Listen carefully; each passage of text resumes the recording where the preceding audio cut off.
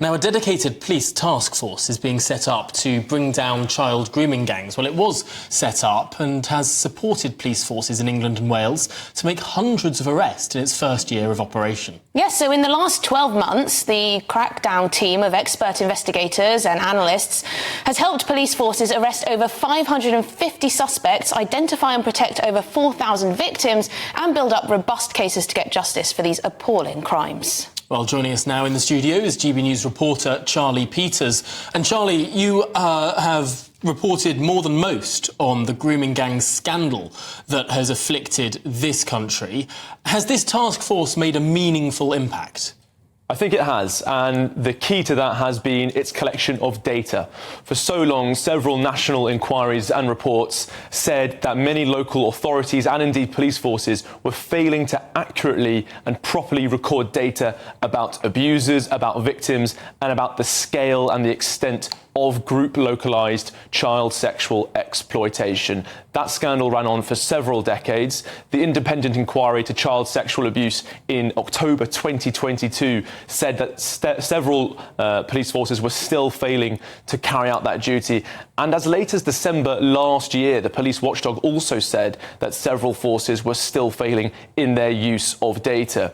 But this national force, supported by the National Police Chief Council and the National Crime Agency, has trained up some 400 specialist officers, and they've interacted with all 42 police forces in England and Wales, getting long-term data analytics into the forces to build up a database and understand the extent and scale of this abuse. But earlier today, I spoke to Laura Farris, the Safeguarding Minister, about one particular scenario involved with cracking down on grooming gangs, and that's about deportations, because it's all well and good understanding the issue.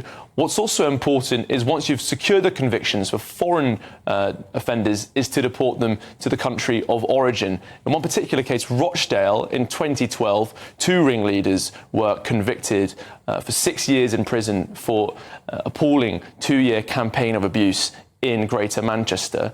They were released from prison in November 2014 after serving just 2.5 years in jail. Now, they've been fighting deportation orders since then for over 9 years. But the Nationality and Borders Act, introduced in 2022, permits the state to apply visa sanctions on countries that don't accept deportations. Here's what Laura Farris had to say about that. I'd have to look into the details of which people they haven't accepted as returns, but it is a principle of our domestic law that if a person has a sentence of 2 years or longer and they're not a British national, they qualify for automatic deportation following the conclusion of their sentence. So the deportation of foreign national offenders is embedded in our law. And from what you're saying, although I don't know the exact detail, yes, it sounds sensible.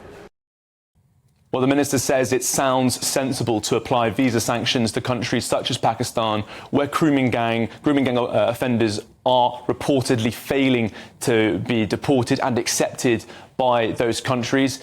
It's understood that the visa sanction tool that the government has, that it can apply as a part of this act, is being resisted by civil servants in the Foreign Office, but it's a power they have, it's a power they could use, and the Minister for Safeguarding, while praising this task force today, also says that it would be sensible to apply that sanction to Pakistan and other countries that have not accepted grooming gang offenders who should be deported. I mean, that is shocking that 2 of the ringleaders in the Rochdale grooming gang scandal, 2.5 years in prison.